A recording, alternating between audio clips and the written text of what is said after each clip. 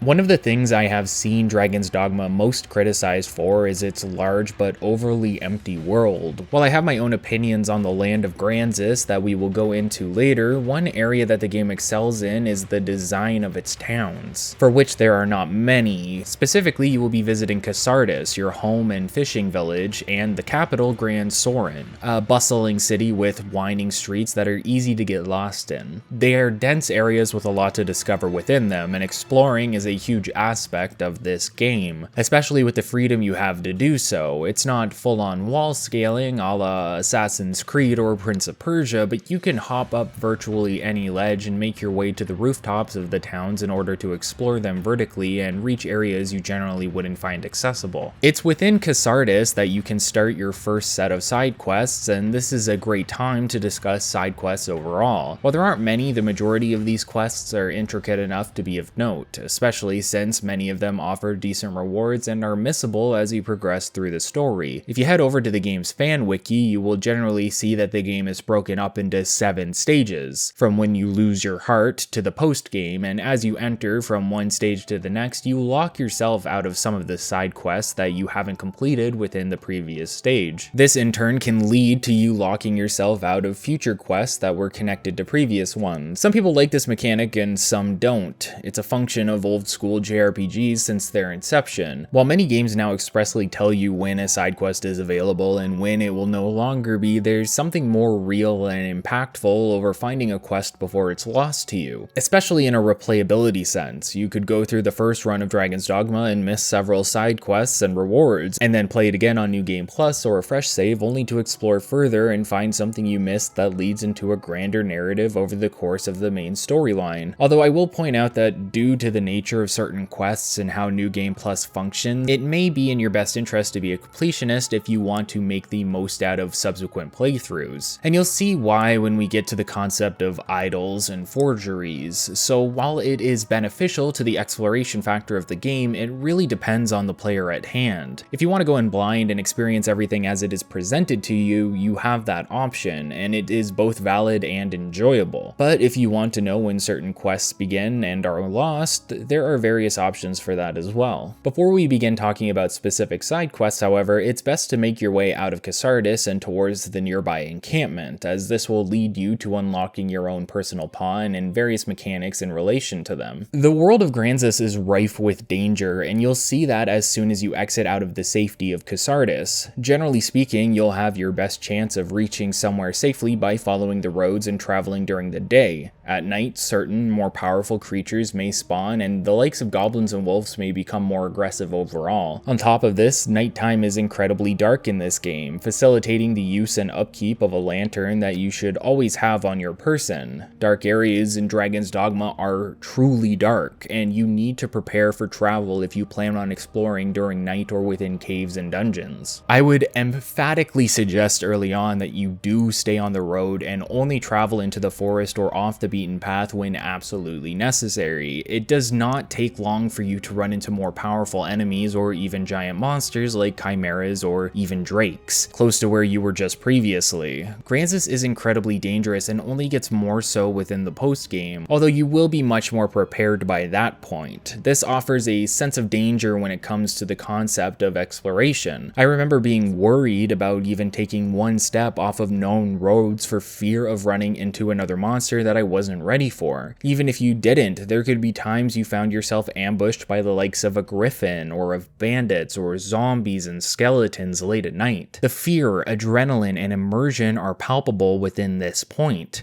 That's why it was always so surprising to me to hear people criticize the world as being empty without much to do when that simply isn't the case. Gransys is very large and there are many unique areas to explore within it, and if you choose to do so, you will find yourself fighting against countless enemies, some of which are unique and won't appear again until the post-game. There's not an abundance of towns, sure, but the dangerous realm of Gransys is there for you to attempt to get through, to find something new and face new challenges, not to simply find another side quest for you to take and get direction on. Instead, you get to create your own path fairly often, and you'll be rewarded for doing so through unique encounters and challenges. Close to Cassardis is an encampment run by the Duke of Gran Soren. You'll find plenty of soldiers there, as well as the merchant Reynard, who has his own rather involved quest line. The main reason for reaching this point early on is to reach the Rift Stone and begin the process of creating your pawn. Before that, however, you need to prove yourself to the pawns of the Rift by taking part in a challenge. Said challenge ends up being a battle against your first large monster, a Cyclops, just outside the encampment. This particular Cyclops is already heavily weakened, and you have the support of multiple NPC soldiers at your side to help you. What this event is designed for is showcasing the concept of large monsters to you. Cyclops have a lot of mechanical functionality. You can attack their eyes as a weak point, you can break the tusks of their face and loot them, and you can even attack their legs to knock them down if climbing them isn't something you're more proficient at. Thunder-based magic magic can even stun them. There's plenty of ways to deal with Cyclops, and you get to learn the best ways for your specific vocation at this point in time. What you learn with the Cyclops is something that is constant throughout your entire journey. All large monsters will generally have this level of depth, and you can spend time learning how to best deal with them in order to be your most effective. And it feels incredibly rewarding and exhilarating at the same time. Large battles feel grand, they feel like a lot is at stake and like anything can happen. Back within the encampment is a rift stone. These tools are your means of entering the area known as the Rift. You appear in this location to summon pawns for use in your party, but before you have the ability, you first need to make your own. Much like your own character creation process, everything remains true for your pawn. Their weight and height directly affect things like their stamina and carrying capacity. The pawn you create will always be by your side, so it's best to make someone that you'll enjoy being around.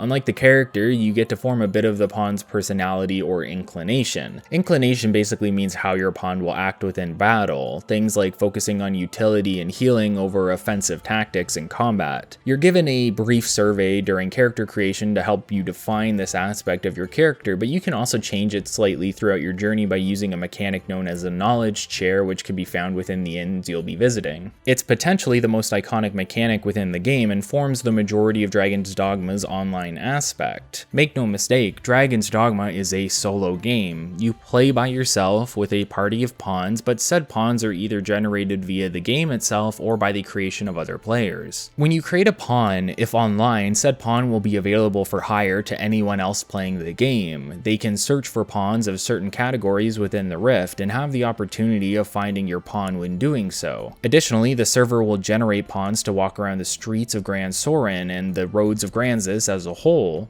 and said pawns can be actively recruited without accessing a rift stone. Pawns within the lore of Dragon's Dogma have the ability to travel across dimensions or to different worlds via the rift. This is the explanation given to explain why you can use the pawns of other players, because players within different worlds create their pawns and then said pawns travel across worlds to be used to other players / Arisen. Using pawns from other players is both beneficial to you as well as the owner of said pawn. You get the use of a pawn that may be built and specialized well, making them highly effective, and in return the owner of the pawn gets rewarded when their pawn is used through the accumulation of a special currency known as Rift Crystals. Rift Crystals don't have much functionality at the start of the game. Early on they are specifically used for spawning in pawns of higher levels, as any pawn your current level or lower is free to hire. If you want to bolster your party with a pawn stronger than where you are currently in the game, you can search for pawns of higher levels, but this will exponentially raise the cost of Rift Crystals to contract them depending on the discrepancy between your level and theirs. However, Dragon's Dogma has a means of bypassing this cost. If you are friends with the owner of a pawn, say Steam Friends for example, the game will register this and allow you to contract the pawn for free regardless of level. This may sound overpowered at first. You could be level 5 and have a pawn that is level 200, and this will be useful to you, but not as effective as you may think. For one, level isn't everything in this game. Equipment and proper skill usage is also vitally important for both a player and a pawn. You could be max level and go to fight the awakened form of Damon on Bitterblack Isle and still get your ass handed to you because your equipment isn't up to snuff. On top of that, there is a percentage experience penalty that goes up 1% per level the pawn is ahead of you, up to a maximum of 25%. This can actually be offset by having another pawn in your party who is 25 levels below you at the same time, as it actually gives you an experience boost. Additionally, having less than 3 pawns in your party at any given time also provides an experience boost, meaning the more challenge you place on yourself, the more rewarded you will be for overcoming them. Further, pawns can actively learn. For every enemy in the game, the pawn can learn 3 ranks of knowledge on it in combat. This knowledge will then be used by the pawn to point out weaknesses or allow them to focus on fighting the enemy effectively. The best part is that this knowledge is bestowed upon all pawns in your party, so when a player sleeps at an inn to access the game's servers, they will get a notification from the game if the pawn was used, showing what rewards they received in the process and what knowledge of monsters they learned along the way. Pawns are an incredibly unique mechanic that allow the connection of players within a single-player focused open-world RPG. They are mechanically gratifying and rewarding to you as the player and the individuals using them. You can even rank pawns that you enjoyed using when sending them back, and maybe even offer them a gift in the process. You can send some pretty useful items alongside the pawn if you feel like being particularly generous. In fact, Dragon's Dogma is not afraid of allowing you to be incredibly overpowered or mechanically liberated. There's even a special arrow you can purchase for 300,000 gold called the Maker's Finger that can one-shot almost any enemy in the game, including the final boss. The game is full of little things like this that you never expect to see in games similar to it, and we'll showcase some more of them as we progress. Once your pawn is created, you can take part in a side quest that will allow you to practice teamwork with a full party. Specifically, you have to take out a bunch of targets that would be difficult to do on your own, especially since some are weak to physical attacks and some to magic. You also have to work with your pawns to carry an assortment of cargo over to a designated location. It's a quick challenge that functions as a tutorial of sorts to show what makes pawns so useful. Pawns can do basically anything the player can, maybe just not as effectively, and by having a full party of unique pawns with their own strengths, you can make the most out of almost any situation. And if you can't, you can always rework your build, your pawn's build, or the composition of your party entirely. Periodically, as we progress through the main storyline of Dragon's Dogma, I'll be discussing various side quests that appear within the given stage. As mentioned, stages are used to dictate when certain events such as side quests begin or are locked away permanently until a new run. These stages are used by the wiki specifically, but are a good reference for breaking up the progression of the game. One of the first quests you have available to you is Floral Delivery in Cassardis. After the attack of the dragon, several villagers are injured and need medical attention. A healer in the village asks you to gather a set of flowers that will allow her to make a medicinal aid, but how to find the flowers is left up to you. A large portion of Dragon's Dogma's quests are open-ended. You are supposed to do your own research to find out how to best complete your task. This usually is through talking to various NPCs that can give direct information or hints as to how you're supposed to complete said task. More interestingly is an ability of pawns I haven't described yet. Not only do pawns gain monster knowledge, but they can gain quest knowledge as well. A pawn has the ability to offer various hints on where to go or what to do based on your active quest at the time and whether or not they already experienced it through another player's gameplay within the Rift. This is true for both your own pawn and the pawns of others. These early quests don't offer the best rewards necessarily, they are more a means of introducing you to various mechanics within the game. Floral Delivery, for example, requires a flower that only appears near the beach at night, thus showcasing how the environment can change via the game's day and night cycle. Certain enemies and items may not be available to you during the day, but make themselves apparent once it goes dark. Another early quest called Deep Trouble tasks you with investigating a well within Cassardis that leads to an underground cave. Now, caves and areas at night aren't just dark, they're near pitch black. There's a day and night cycle, but there is no moon currently within the world, meaning sources of light are a must. This is where the lantern comes in. If you wish to traverse the cave to deal with the Saurians within, you need to prepare yourself, not just for battle, but for the ability to simply see ahead of you. Preparation is a large aspect of Dragon's Dogma. It relates well to old school Monster Hunter, where having the right inventory for an encounter before setting off will greatly affect your ability to take on the challenge. It's the same here. If you prepare properly, most tasks within Dragon's Dogma are fairly painless. But if you don't, even if you level excessively, you may find yourself not even dealing damage to a monster that should be no match for you, or running into overwhelming situations because you didn't have the ability to see them coming. Certain quests that you start early on have character or story arcs that continue on later into the game. For example, Deep Trouble, where we enter the well, has us revisiting it later to deal with further Saurians for good by removing their eggs within the vicinity. This isn't always the case, however. Guard Duty, another quest, sees us escorting a merchant by the name of Madeline from Cassardis to the encampment. If you don't complete this quest early on, it will fail, but this won't prevent Madeline from appearing in Gran Soren upon your arrival there. This is most likely due to her being fairly prevalent within one of the game's side stories that focuses on the cult known as Sanctuary. On the topic of merchants, players can talk to Reynard at the encampment for a rather involved quest, one so long it doesn't actually fail until post-game. Reynard has a job for us, but he won't actually offer it until we become a better customer. What this means mechanically is purchasing something from him 10 separate times, specifically leaving the menu and re-interacting with him to purchase again. You can do this all in one go by ending the conversation with him and then immediately talking to him again for an additional purchase. Once the purchases are made, Reynard asks you to find him a piece of scrap iron, generally dropped by skeletons, for a reward. In this case, a discount at his shop. Reynard's quest is one of the few that's expected to be completed periodically periodically on your travels. In fact, Reynard is a traveling merchant and will appear in random locations depending on which day it is and at which point in time, so there's no real incentive to completing this quest as fast as possible, especially since doing so removes him completely from the game at the very end, which can complicate another mainline quest later on. For now, delivering scrap iron to him, followed by 5 more transactions, will lead Reynard to asking for miasmite, an item dropped by Phantoms, but it can also be crafted earlier. Producing the object followed by 10 more transactions will lead to another discount, as well as the actual meat of the quest line. You're technically Reynard's best customer by this point, and someone who can find things fairly easily. Turns out the scrap iron and miasmite was just a test for the true task at hand. Reynard is only a traveling merchant as he wants to find out more about his lost father. He explains that he couldn't find anything about his father at all during his travels, but believes you may have better luck, and you will. In fact, there's 6 journal entries you can find around Gransys, and producing them will allow you to complete Reynard's questline, but I highly recommend not doing so until a specific mainline quest known as Trials and Tribulations. Many of the quests are not as long and convoluted as Reynard's, and even completing Reynard's quest doesn't offer the best rewards for the work involved, but it is a way of increasing his affinity and getting a few rare items. Speaking of affinity, every character in the game can have a level of affection towards the Arisen, and this is dictated by the appearance of a pink glow behind their heads when conversing with you. Affinity as a mechanic is only really useful for unlocking optional escort quests as well as extra items from specific merchants. It doesn't play a bigger role until near the end of the game. Players can raise affinity through completing quest lines for a character or by offering them gifts, while they can lower affinity through grabbing them, attacking them, and various other actions they may dislike. The concept of affinity in the game is more for a bit of role-playing flavor than anything else. It's hardly mechanically necessary, and you may not even realize it exists until the very end of the main storyline where it's made the most apparent. One important side quest involves Kina, your fellow village member, disappearing into an area known as the Witchwood. At this point in the game, getting to the Witchwood can be fairly difficult, and there's bandits within the trail leading to it that can easily 1- or 2-shot you if not properly leveled or prepared. It's up to you whether or not you engage with them, however. It's perfectly viable to flee past them until you reach the Witchwood proper. Said location is one of the more unique ones you'll come across, specifically because of the magical fog that causes your minimap to be incapable of showing you your surroundings. This is caused by sets of talismans that are placed throughout the Witchwood. Finding them and breaking them reveals a section of the map within the radius of the specific talisman you destroyed and makes it easier to find your way around, but it is hardly if ever necessary. Upon entering, you'll have to escort Kina through the woods to the witch's hut, where you will meet Celine, a small, quiet girl who lives there by herself. When asked about the witch, Celine assumes you meant her grandmother, but unfortunately she has passed away. This is important to remember, for we will be revisiting this area and said storyline later on, and it helps shed a little bit of light on the concept of the Arisen and their pawns. After completing all of the side quests of your choosing, some of which I haven't bothered discussing, you can talk to Mercedes at the encampment and choose to sleep there in order to progress the storyline. If Mercedes looks familiar to you, that's most likely due to the heavy influence Berserk has on Dragon's Dogma specifically. Out of any inspiration attached to Dragon's Dogma, Berserk is possibly the most prevalent, to the point that they actually had crossover equipment within the original 2012 and 2013 releases, with both Guts and Griffith's Golden Age armor sets being available for purchase, but then being removed due to licensing issues. In a way, Dragon's Dogma is potentially the best Berserk game we will ever receive, even without it being specifically Berserk. The setting and concepts are so heavily drenched within the inspiration of Kentaro Miura's work that it feels as though you're living within his universe when playing. With that in mind, Mercedes' appearance heavily resembles that of Casca. Both are female warriors, self-conscious about their worth in a patriarchal society where male soldiers are applauded and female soldiers are seen as nothing more than a joke to some. You can see further references as you progress as well. The hut within the Witchwood, for example, has clear inspiration from a similar hut Guts and his party arrive at when meeting Shirk and receiving his Berserker armor. You even fight a golem here at one point, which is what happens to the party when they arrive as well. For now, sleeping at the encampment will lead to a scene where you come face to face with a giant Hydra that is seen attacking and destroying the constructed fort within. This Hydra specifically is scripted for the storyline encounter. By dealing enough damage to one of the heads, you can cut it off, leading to a cutscene where the Hydra escapes and you're applauded for your actions, keeping the head of the Hydra as a trophy. Mercedes plans on offering the head to the Duke as a prize and giving you a bit of reputation and leeway within the world of Gransys as the Arisen. Arguably, the Hydra is an example of where Dragon's Dogma is at its weakest. Not the fight itself necessarily, in fact, fighting Hydras is an engaging and exhilarating experience. The issue is that you won't be seeing another Hydra again until you complete the main storyline, most likely. In fact, many unique large monsters and powerful creatures, the majority of them are not available until you defeat Gregory. It's rather unfortunate because it leaves the world of Gransys feeling slightly repetitive. It can be understandable why critics could feel that the game is somewhat empty and sterile when you'll be repeating a lot of larger monster fights that you've already encountered in the past. It's a little puzzling considering there are so many unique concepts you only get to experience later on. There's no Hydras around the depth of Gransys, no floating eyeballs, no living armor knights, etc.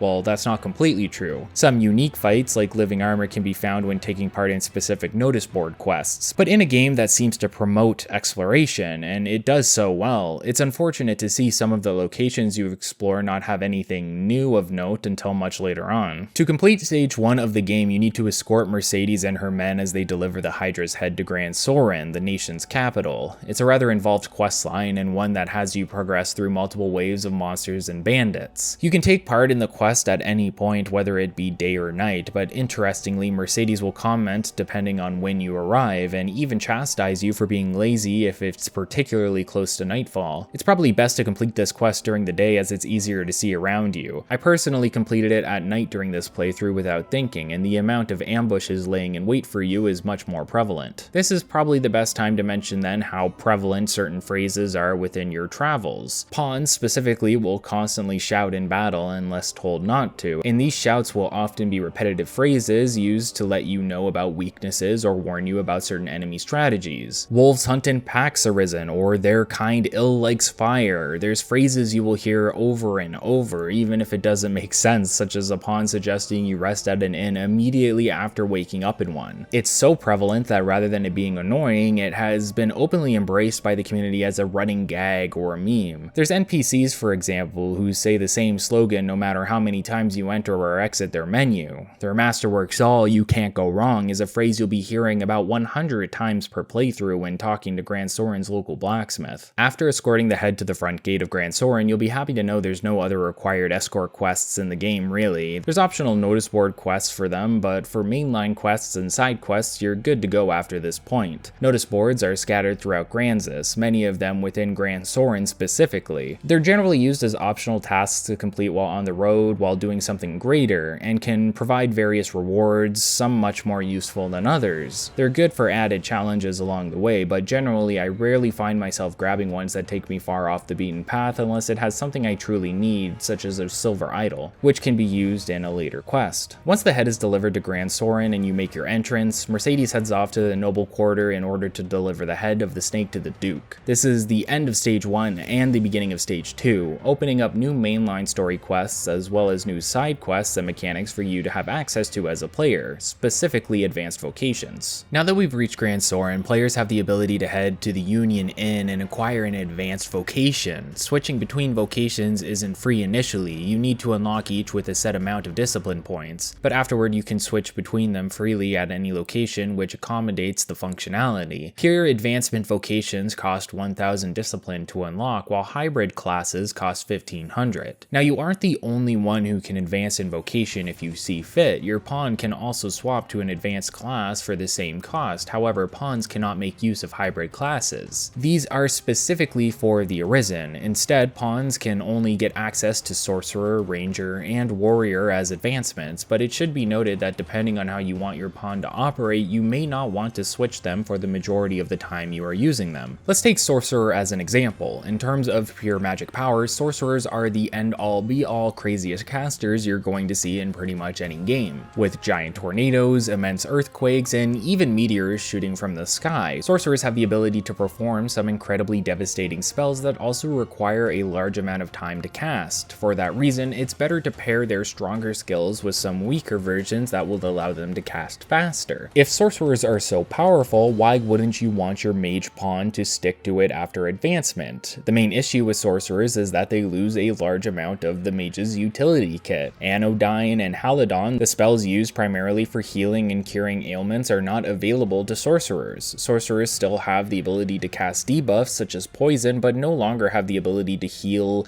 cure, or cast elemental affinities on weapons. So you have to make a choice. Should my mage pawn become a magical glass cannon, stay a utility healer, or should I level them up through various vocations to create something unique? There's augments for sorcerers that can be brought back and used as a mage, meaning it isn't wrong to level up sorcerers for some time until you get the abilities you want before switching back. It's all about what you want out of your party. For example, as a strider turned assassin, I like to have my main pawn a sorcerer and then hire a warrior and a utility mage for damage output and healing. For striders, the class I play the most at the beginning, the advanced vocation is known as ranger and can utilize longbows over the strider's short bow while still having daggers as their primary weapon. Unlike striders, rangers are overall slower in terms of ranged combat. This is to balance the fact that the longbow can deal overall more damage at the proper range than that of a short bow and primarily focus on attacks that will deal high damage in one blow by striking a weak point from afar. Think of trying to one-shot a Cyclops by sniping them in the eye. That's the main job of the ranger, although their dagger skills are still prevalent and allow them to take part in close range combat, while it isn't their strong suit. Warrior is the natural progression of a fighter and focuses somewhat on the same aspects. Rather than a shield, they use two-handed weapons, those being greatswords or warhammers, and these allow them to deal devastating damage at the cost of speed and mobility. To make up for this, warriors have built-in hyper armor or poise in the majority of their attacks. Staggers are possible on many enemies, including humans, but the least susceptible to this are warriors, meaning that while you can't block attacks with a shield similar to fighter, you can instead eat attacks while dealing damage of your own. It's an aggressive, frontline playstyle, one I personally found the most boring out of all available classes. However, it does allow you to one-shot a Griffin out of the sky, which is pretty insane. Additionally, there are 3 high-rate classes which combine 2 of the vocations together to make something overall more interesting, in my opinion. You can get by fine with the normal vocation, sure, but in terms of functionality, the hybrids bring so much more functionality and fun to the table that I'd feel you were missing out if you didn't try them at all. My personal favorite is the Assassin, which is a mixture of red and yellow vocations and allows the use of daggers, swords, bows, and shields while promoting fighting at night based on the augments for additional damage. That being said, you can get by just fine without these specialty augments. In fact, vocations like Warrior and Fighter offer augments such as Clout or Vehemence, which augment your physical attack by a large percentage, making it possible to melt certain fights if you prepare properly. Assassins are fast, versatile, and have high stamina, allowing them to hit weak points with ease, either from afar with a short bow or up close while climbing on top of it. The Gouge set of skills specifically are incredibly powerful for assassins, as you get to use a sword grapple ability on a high stamina class. Mystic Knights, similar to assassins, have the ability to use multiple different weapons, including swords, maces, and mage staffs, meaning their skill set is highly versatile. They are a mixture of red and blue vocations, but share the greatest similarities to fighters aesthetically, although they get access to magic shields, which are larger shields only available to their class. While the Mystic Knight can have the same game plan as a fighter or mage, their real gimmick and playstyle revolves around augmenting their shield and using it to block attacks. Fire Counter, for example, allows the Mystic Knight to augment their shield with the fire element. Blocking with the shield will cause a shockwave, while perfect blocking can cast the spell Ingle, which will perform a fire attack. There's many skills and upgrades for the Mystic Knight's magic shield that allow for a lot more utility and functionality surrounding the vocation, and this is where it gets a lot of its character and uniqueness, especially in terms of other classes. While it is a merger of multiple vocation styles, it feels more truly like its own unique vocation in comparison to pretty much any other aside from Magic Archer. Magic Archer is the combination of yellow and blue vocations. Not only can they use both staffs and daggers, but a specialized magic bow that is exclusive to their class. Arguably, Magic Archers are potentially the vocation I have the least experience with, but that doesn't mean they are bad by any means. In fact, in terms of magical versatility, they can offer various boons and debuffs that can greatly affect the flow of battle. The biggest downside to the vocation, however, is its stat scaling, which is primarily focused on defense over offense, meaning the longer you're playing it, the more you're losing out on strength and the ability to deal both physical and magical damage. I stand by the fact that stat scaling won't matter too much in a casual playthrough,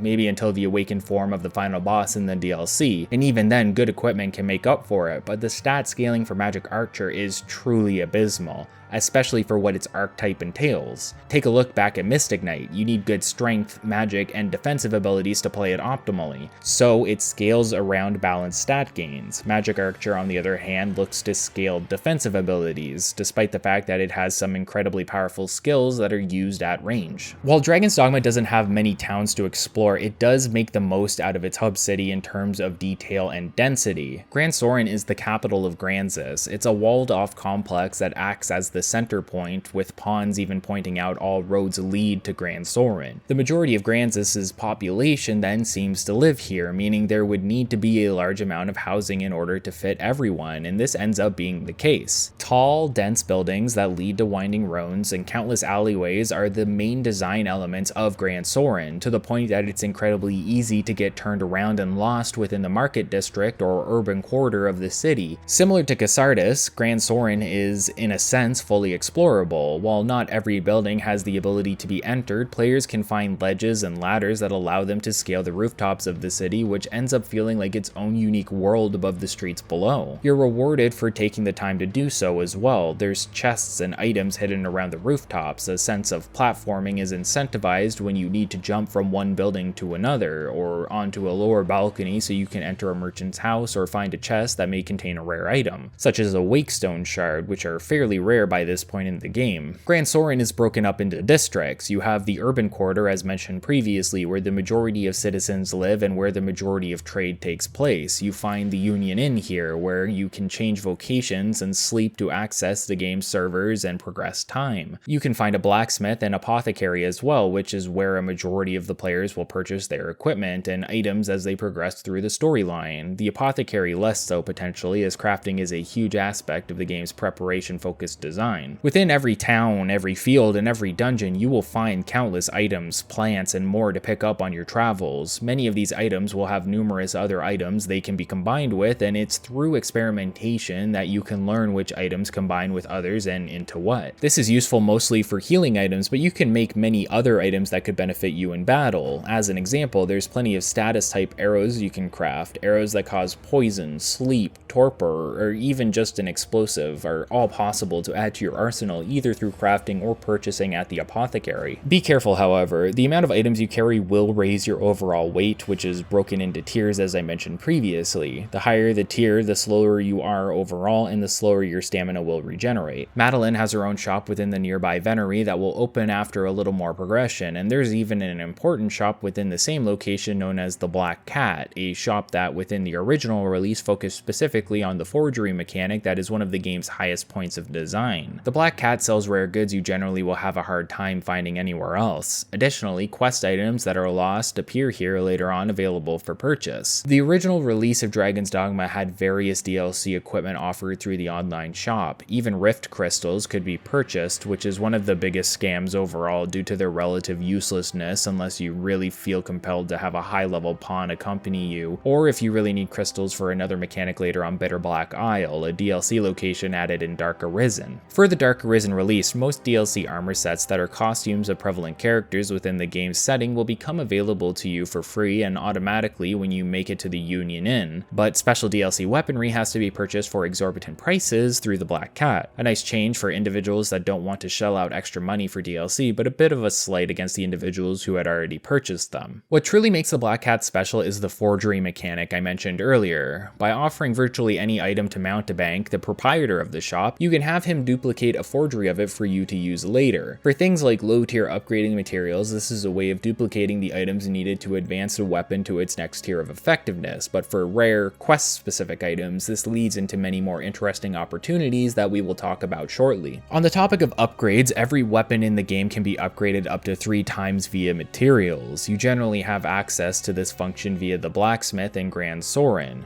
Generally, a set of specific materials and gold will be necessary in order to perform the upgrade, with the first tier of enhancement only requiring an amount of gold and later tiers getting more complicated. As a nice design choice, having all of the materials for a specific tier of upgrade allows you to bypass the earlier tiers, meaning if you want to upgrade your daggers to the highest tier and have never upgraded them at all, you can skip straight to their final enhancement. Manually enhancing items like this isn't where upgrading ends, however. Dragons play a role within the endgame of Dragon's Dogma, and can unlock a final tier of upgrade for what you have equipped at the time. I'll go into that a bit later as well, but Dragon Forging, as it's known, was the final tier of upgrades for any piece of equipment before the release of Dark Arisen, which added 2 new tiers as we will see when we cover the events of Bitterblack Isle. Within the Venery of Gran Soren is the Aqueduct, and below the streets are the slums, where many of the disadvantaged are forced to live if they do not have the means of making money through trade or capital. Like many fantasy settings before it, Dragon's Dogma's setting is one of hierarchy. You have the nobles, the tradesmen, the merchants, and the poor, and there's no one doing anything to help them. The disadvantaged are there simply to be disadvantaged and abused by those in power, specifically those within the noble quarter,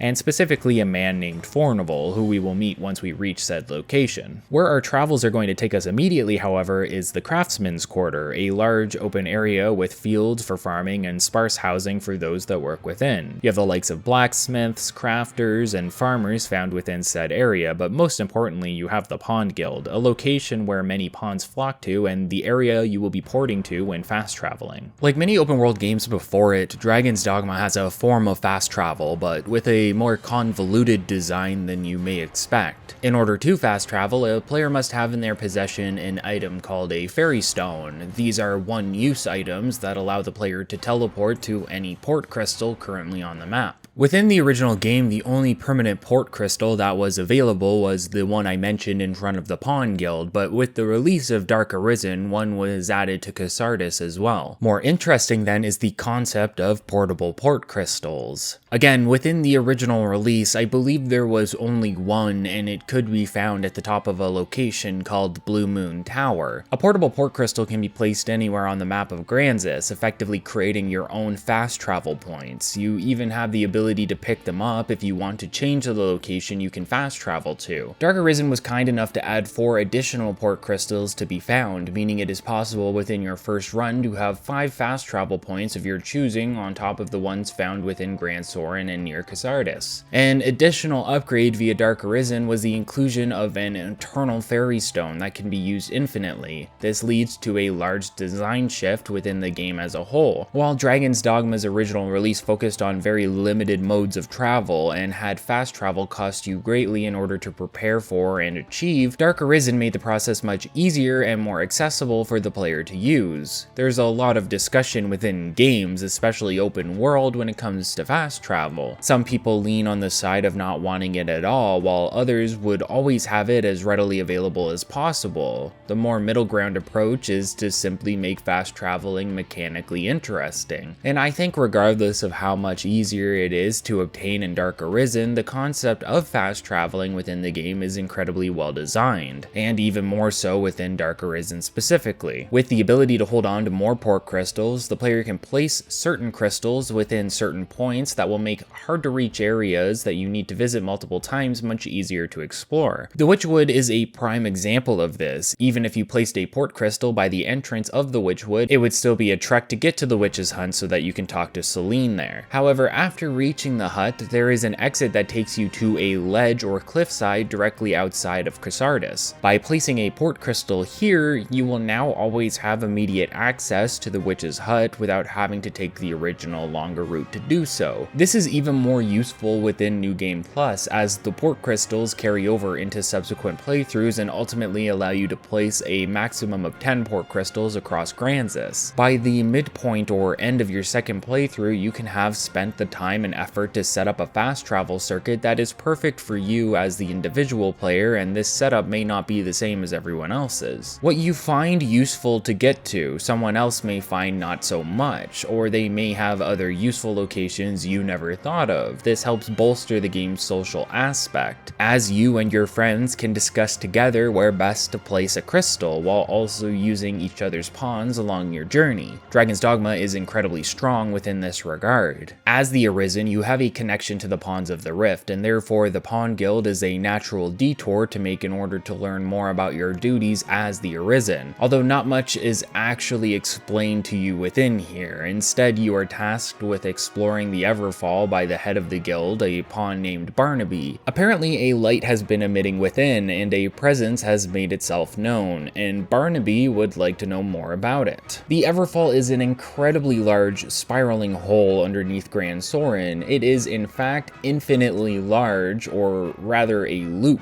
but you don't find out more about it until the post-game. At the moment, it simply exists as a mystery within the land of Gransys. Exploring it is rather hostile, as there are many undead within to deal with, and an ogre who will more often than not fall to his death for incredibly easy early EXP.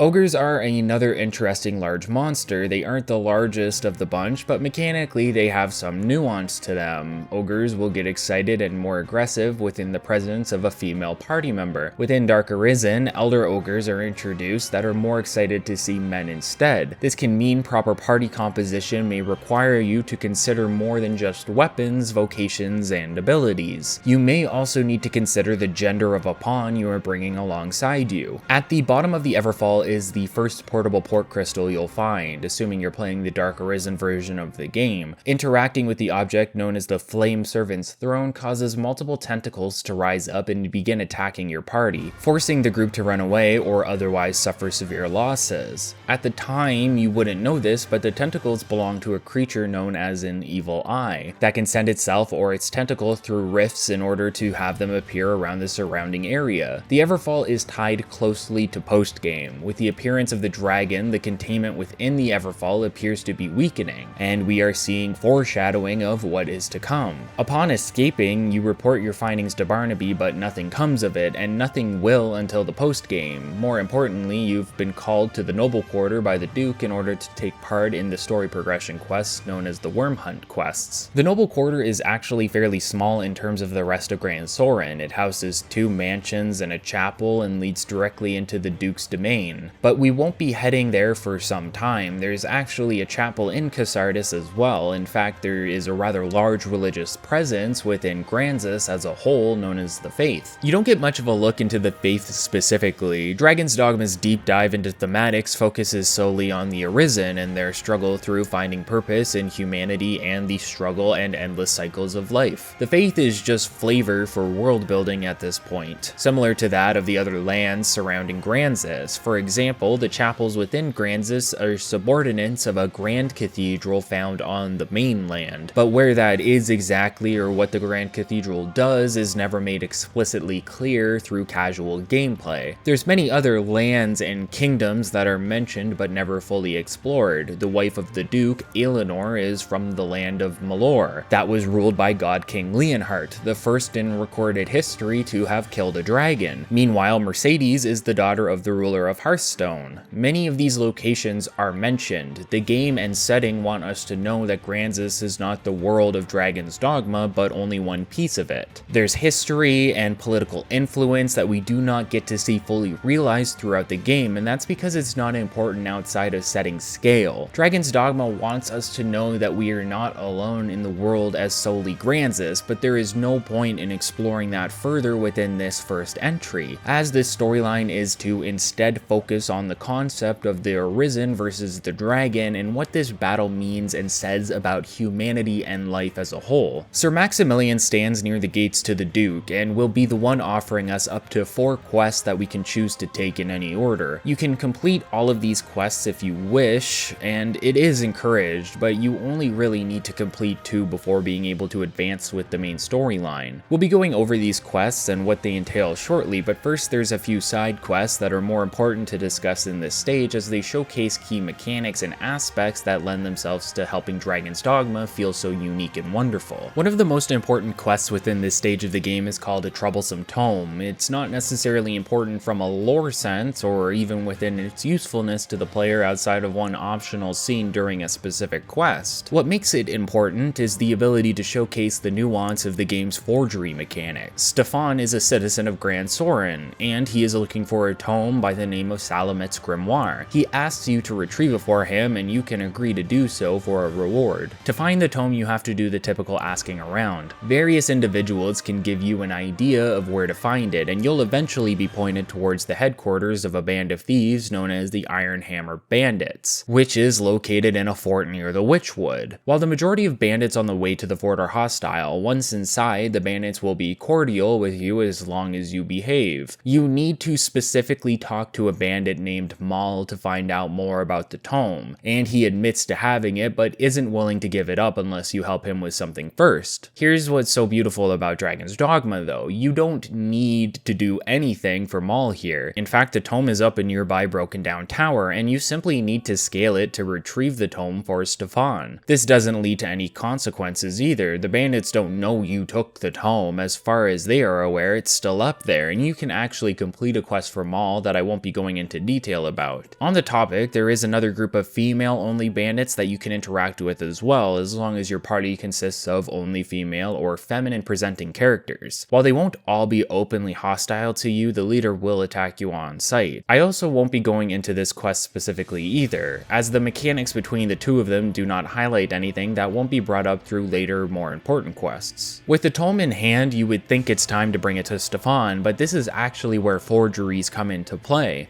The quest item Salamon's Grimoire is a unique item only obtainable through said quest. If you're like me, you most likely enjoy collecting as many unique items in a game as possible, and since the Grimoire is one of a kind, letting it go for a monetary reward may not feel right. Well, you're in luck, because you can actually pay the proprietor of the Black Cat to create a forgery for you. Once the forgery is made, you can then choose to present said item to Stefan instead of the authentic copy, completing the quest and receiving the reward without losing the unique item. There's actually a few other quests where this is technically possible to do, but generally they will all lead to some form of consequence down the line. Stefan's is particularly hilarious, and I look forward to sharing it with you. What the forgery mechanic showcases is how the developers weren't afraid to throw in some incredibly unique mechanics that could be abused in silly ways, to the point that they even account for it within the aftermath of some of the side quests. Dragon's Dogma is rife with little things like this. Sure, maybe you could have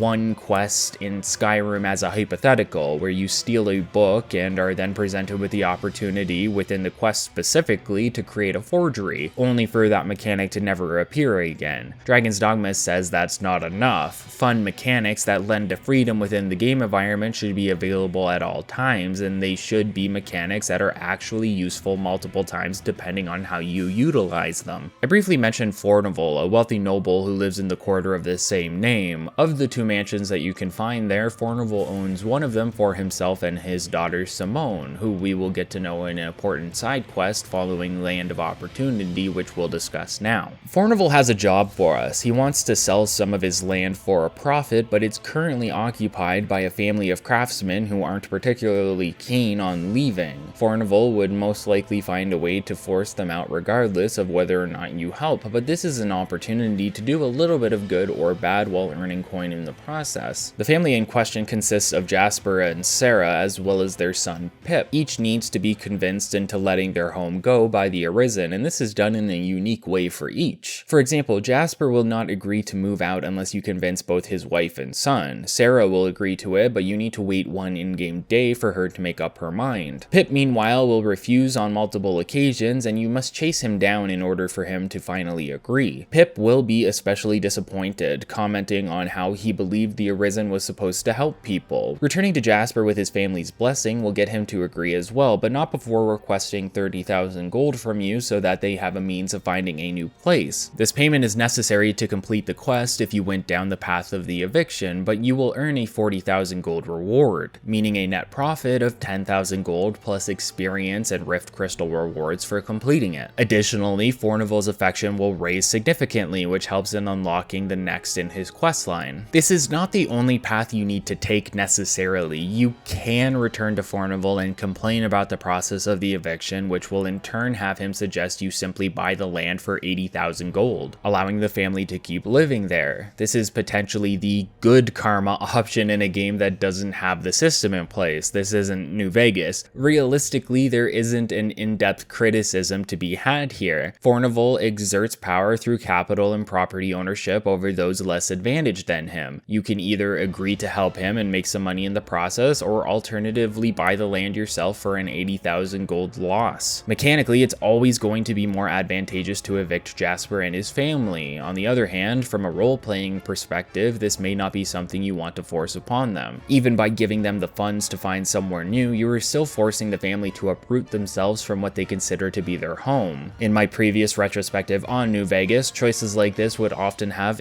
in-depth dialogue and discussion revolving around them. What is right or wrong here in this situation? Is there a gray area? Do you care about the value one holds for their home, or do you value capital more so? The choice is yours. Mechanically, only one choice doesn't put you at a severe disadvantage financially, and also lends to you being able to start another quest more easily in the future, and in a game where the karmic actions you perform don't matter as much in the grand scheme of things, generally the more mechanically advantageous option is the better overall option in Dragon's Dogma specifically. You can perform bad actions, but rarely will you be punished for doing so, and even if said bad actions are brought up in the future, it's usually for comedic effect or slight punishment that doesn't ultimately matter. While Dragon's Dogma may sound weak in that regard, I don't believe it was the intent of the developer to have strong karmic values within the gameplay experience. The game wants to showcase its mechanical depth and opportunities to the player, not make you question your ideals in terms of the working class and wealthy capitalist. Again, this isn't New Vegas, and this isn't the point. The point is that some of your actions, whether they be good or nefarious, will have consequences in the future, and that will make you point at your screen and go, oh shit, I remember doing that, oops. And that's where the strength of the game's design truly lies. That doesn't mean the game is without its own themes and messaging, they just don't fall as hard on the socio-economic aspects of Gransys, but rather on the meaning of life and humanity as a whole, as we'll be seeing when we confront Gregory. If you chose to help Fornival or raised his affection through other means, you can visit him at his mansion and find him dealing with his daughter Simone, who needs to be looked after while Fornival is off on business. With your arrival, you are nominated as the official babysitter for Simone and will have to escort her around Gran Soren for the day while completing various tasks. What's most interesting about this quest in particular is how you are awarded for it. Various aspects of the escort and how you treated her will shape how Simone feels about you. You need to stay close to her as she walks around the market at all times, and you need to make sure not to bump into her. You need to play hide and seek with her and find her as fast as possible. You need to get her a flask of water when she asks for it, and you even need to race her on foot and let her win while not making it overtly obvious that you are doing so. All of these layers of this quest will affect your reward at the end, with the best reward being an item called a golden idol, an item that gives you a large discount at any shop just by having it in your inventory,